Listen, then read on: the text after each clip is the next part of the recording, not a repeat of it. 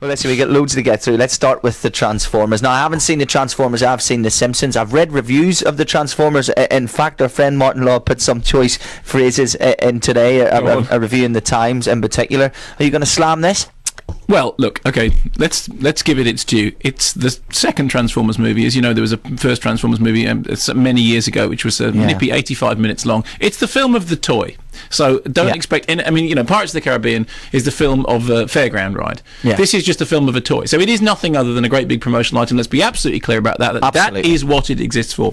The story, such as there is a story, is that a bunch of monsters from outer space which can transform into things come down to Earth to hit each other a lot. So you have, you know, helicopters which turn into robots, and you have robots which turn into cars, and sadly what you don't have is director Michael Bay turning into a director who can direct at all, because he is one of the worst directors in the whole world, and also one of the most successful directors in them. I mean, it makes extraordinary amounts of money. You look at garbage that he's made like Armageddon, and it just takes staggering amounts of money. But the story, Shia LaBeouf, is an adolescent kid whose dad buys him a car for his birthday, for his 17th birthday. Car, of course, turns out to be an Autobot. And every time I say that, I have to say Autobot registered trademark, because this being a Hasbro toy, all the names of all the characters are all registered trademarks. So every time it turns up in the production notes, it says literally like, you know, Transformers, registered trademark, Autobot, registered trademark, Decepticons, anyway, registered trademark. So let's be absolutely certain, do not in any way repeat any of the names of these characters without understanding that you're dealing with a registered trademark. Then you have Megan Fox is the registered trademark. No, that's her real name. Oh, is that okay? Right? Yeah, no. Megan Fox is the the girl next door. No, that must be a registered trademark as well. She's the girl next door who he wants to pick up. I mean, obviously, this being a Michael Bay film, she's meant to be 17. She looks like a 32-year-old pole dancing stripper on and not off. Nobody ever says, "Excuse me, why are you pretending to be a high school kid?" Because that's absolutely fine. John Voight is the Secretary of Defence, who says a lot of stuff that nobody can understand. John Turturro is the bloke who turns up, picks up his check, and drops his trousers at one point. Presumably looked at the script, went, "Yeah, I'm not going to do anything apart from stand around in my underpants. That'll be absolutely fine." Anyway, the first thing I want to say, this is important to say, right? It's very loud. I mean, I saw it at the Empire Leicester Square. It's incredibly loud. But the incredible thing about it is, it's incredibly loud, and you cannot hear a single word that anyone is saying. Halfway through it, I turned to James King from Radio 1, right? James King, who's half my age. He's like 12 something.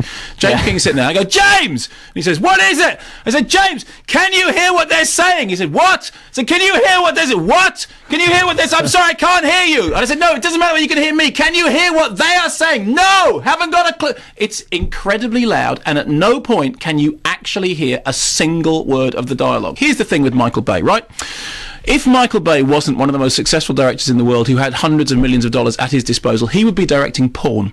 Or, more precisely, he would be directing adverts for porn. He is a pornographic filmmaker in his sensibility. It doesn't matter what he's looking at. Yeah. Whether he's looking at people, whether he's looking at cars, whether he's looking at explosions, his entire approach is, "Whoa, hey, whoa, look at it, whoa, look at it, whoa." And that's it, okay? So it doesn't make any difference what he's doing. An ideal Michael Bay shot, right, is the 27-year-old stripper leaning over the bonnet of a car, which then gets hit by a rocket launcher and explodes. And everything he does, he has one visual style. Basically, it's frenetic wobbly can with very, very tight close-up and jittery editing. It's like, "Okay, Michael, how are you going to do the robots? We're going to do frenetic editing, you know, really tight close-up and lots of one. That's great. How are you going to do the bit with the car? Oh, you're going to do it really frenetic editing and wobbly cam and really tight close. That's great. How are you going to do the sensitive scene between the boy? Well, I think we're going to start with a shot of his face. Then we're going to have a really, really frenetic bit." And that's the whole thing. Now, I want to be very clear about this. Very clear about this.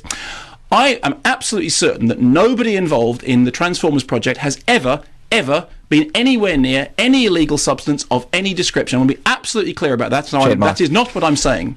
Yeah. However, the aesthetic sensibility resembles that of someone who has just ingested half a ton of weapons-grade plutonium. I mean, it is a movie that is so out of control in its editing. It makes no sense on a visual level, on an aesthetic level. I mean, certainly there's no narrative to speak of whatsoever. And it has this really overloaded... I mean, the funny thing about him is, on the one hand, it's meant to be directed at a young audience. It's a 12A certificate. The BBFC are very clear about this. They say it's 12A because all the violence is fantasy violence, but it makes no difference. You can't actually ever see what's going on.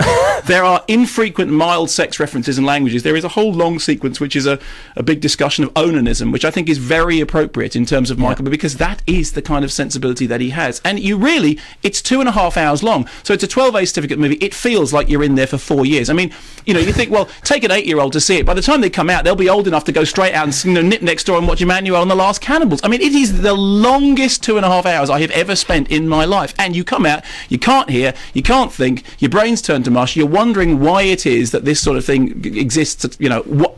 It has to stop. Now, Mark, we've got to talk about The Simpsons. No responses allowed to these 2 texts. Robin Rugby says, don't diss the Transformers. I've waited 20 years for this and it rocked. Roll on the He-Man movie. There's smoke coming up his head. Frank in London says, forget the rest. Transformers is the best film of all time.